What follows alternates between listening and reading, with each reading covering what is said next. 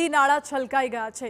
પૂર્ણા, અંબિકા અને પૂર્ણા સહિતની નદીઓની સપાટીમાં સતત વધારો થઈ રહ્યો છે। પૂર્ણા નદી 12 ફૂટની સપાટી પર પહોંચી ગઈ છે, ત્યારે નદીમાં પૂરની સ્થિતિ ઉદ્ભવે તેવી સંભાવના છે, જેને લઈ વહીવટીતંત્ર અને ડિઝાસ્ટર મેનેજમેન્ટ એલર્ટ થઈ ગયું છે। તંત્રએ નીચાણવાળા વિસ્તારો અને નદી કાંઠાના વિસ્તારોને રેડ એલર્ટ આપી દીધું છે। ઉલ્લેખનીય છે કે નવસારીમાં ધોધમાર વરસાદના કારણે પંચાયત હસ્તકના 14 જેટલા રસ્તા બંધ કરવામાં આવ્યા છે અને વધુ ભારે વરસાદ થાય તો લોકોના સ્થળાંતરની સ્થિતિ પણ સર્જાઈ શકે છે। મહત્વનું છે કે તંત્રની તમામ પરિસ્થિતિ પર બાજ નજર છે અને વિવિધ ટીમો પણ અત્યારે કામ કરી રહી છે।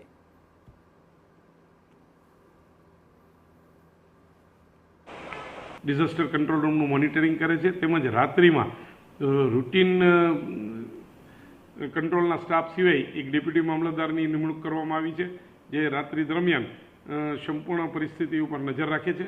માનનીય કલેક્ટર સાહેબની સૂચના અને માર્ગદર્શન હેઠળ કોઈ અઘટિત ઘટના ન બને અને પાણીનો ભરાવો ન થઈ જાય અને ભારે વરસાદને કારણે સ્થળાંતરની સ્થિતિ આવે તેને પહોંચી વળવા માટે તમામ આશ્રય સ્થાનો પણ રેડી રાખવામાં આવેલ છે, જેથી પૂરની પરિસ્થિતિ ઉદ્ભવે તો જાનહાનિ ન થાય અને માનવજાતને નુકસાન ન થાય તે પ્રકારની તકેદારી રાખવામાં આવી છે।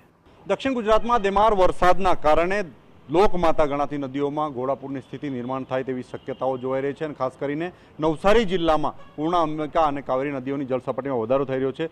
સમગ્ર જિલ્લાનું જે તંત્ર છે એ તંત્ર એલર્ટ થઈ ગયું છે। ખાસ કરીને જિલ્લા કલેક્ટર કક્ષાએથી ડિઝાસ્ટર વિભાગને એલર્ટ કરી દેવામાં આવ્યું છે અને સમગ્ર જિલ્લાની જે કંઈક નદીઓ છે પૂર્ણા, અંબિકા અને કાવેરી નદીઓની જળસપાટીમાં વધારો થઈ રહ્યો છે। હાલ પૂર્ણા નદી 12 ફૂટ સપાટી પર પહોંચી ચૂકી છે। ધીમી ધીમી ધારે વરસાદ પણ વરસી રહ્યો છે, જેને લઈને તંત્ર એલર્ટ થઈ ગયું છે। ખાસ કરીને ઉપરવાસમાં એટલે કે સુરત, તાપી અને ડાંગ જિલ્લામાં વરસાદ વરસી રહ્યો છે, એના પર તંત્ર નજર રાખીને બેઠું છે।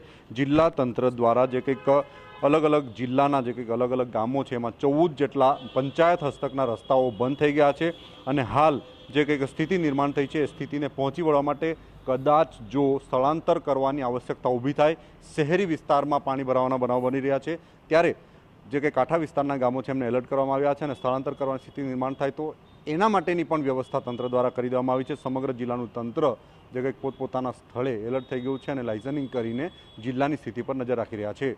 નિલેશ ગામી, TV9 નવસારી। સમાચાર હવે